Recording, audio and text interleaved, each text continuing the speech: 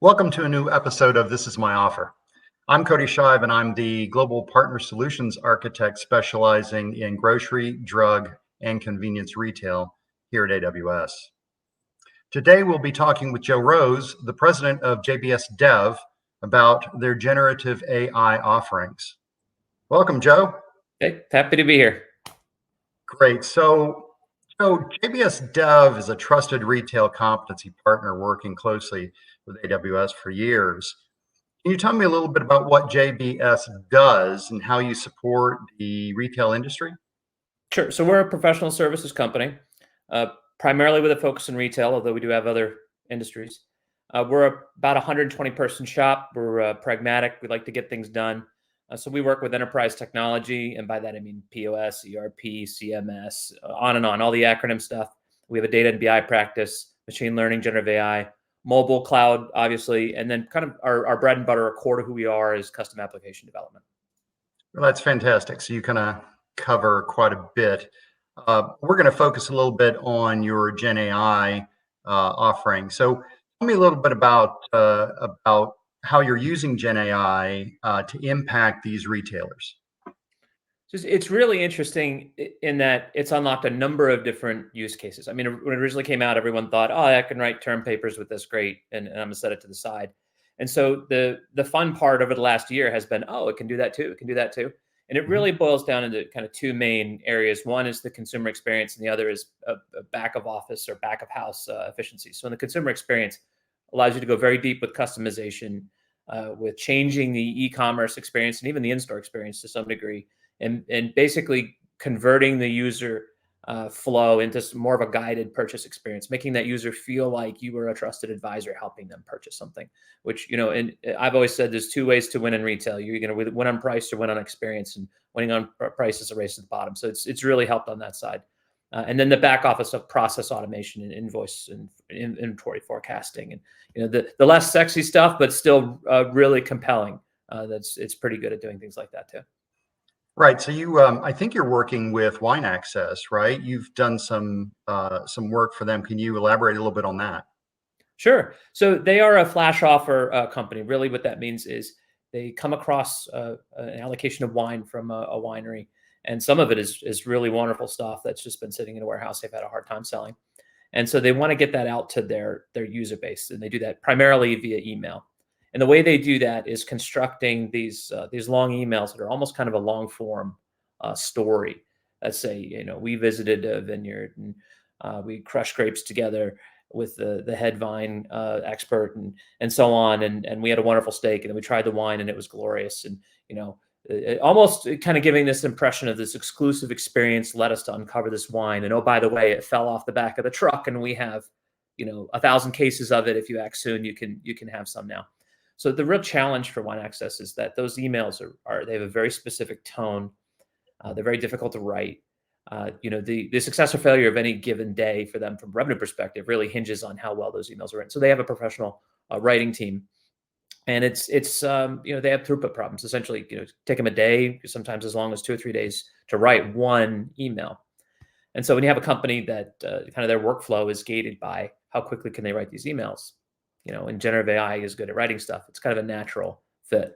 So through a number of different techniques, fine tuning and end-shot learning, essentially generated these emails using previous email examples that they had written, and then a lot of the rich wine content that they had, and really stitched it all together in a way where the system can generate an email that, with maybe a couple hours of editorial touch up, it's ready to go versus days of writing from scratch. Yeah, that's fantastic. So basically, and when you've got product that's when it's gone, it's gone. You have a lot of product that you've got to write many different descriptions for, and I like that whole idea of that story that the customer can actually sort of put themselves into the story and relate themselves to it. So I think that's a great thing to be able to do. Now, would you have any kind of demonstration that you might be able to share with us of your Gen AI solution in general? Sure. So I'll preface it by saying I think one of the things that's really difficult in this space is knowing what a generative AI tool will be good at or not be good at. And the reason for that is the fundamental thing that makes GenAI work is a large language model. And when we say large, we mean huge, gigabytes.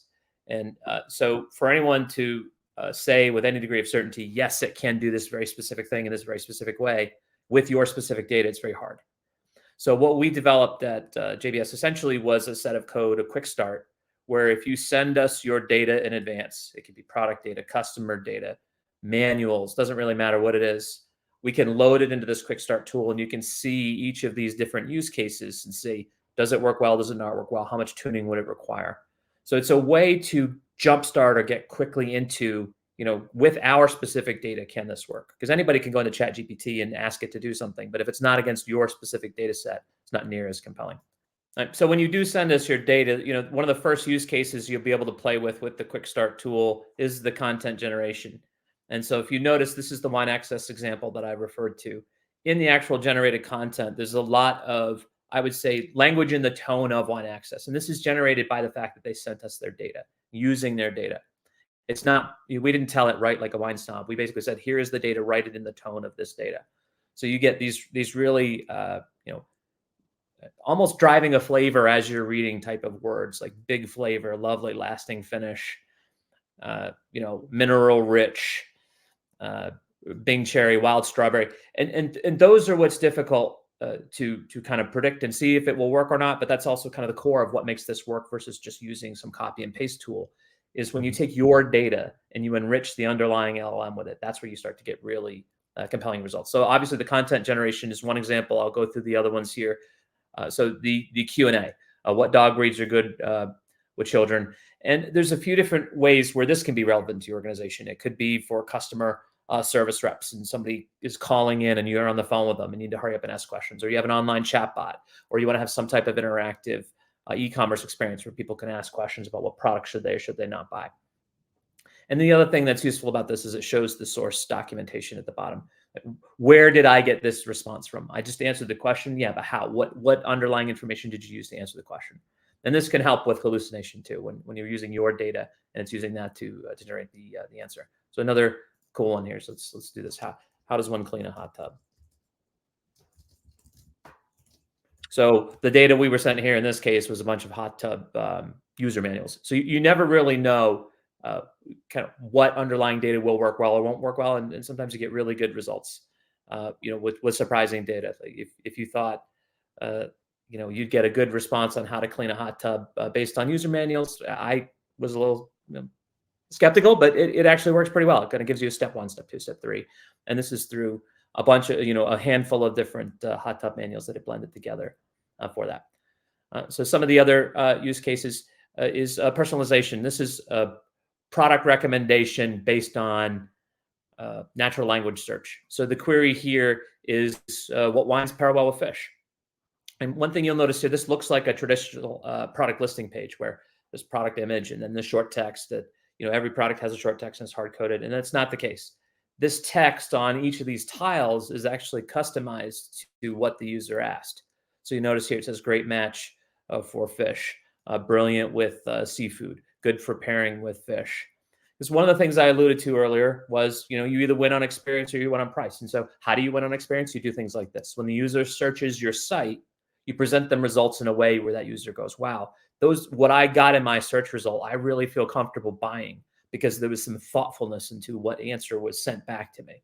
So it's a great tool for making those differentiated, personalized e-commerce type of experiences. And you can also leverage this in in-store settings as well. Another potential angle here or use case is stable diffusion, which is image generation. So if you've got product images and you want to generate different images based on your base product image, and in this example, we've got a shirt that's black on a nondescript background, and we want an action shot, right? And we don't want to hire a marketing firm and pay them hundreds of thousands of dollars to go do a photo shoot. So we say, generate me a dark green version of this shirt on the beach being worn by a dog, and boom, it can do that. And what it does, again, I keep going back to it's using your data. It's taking the product image that was sent into it and using that in the photo. So notice it's basically the same shirt other than the fact that it's stretched out and placed onto a dog.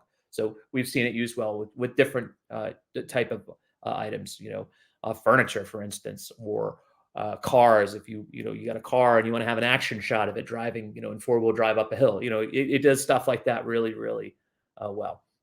And then the last part that I think is key to the quick start is it does also come with the set of APIs.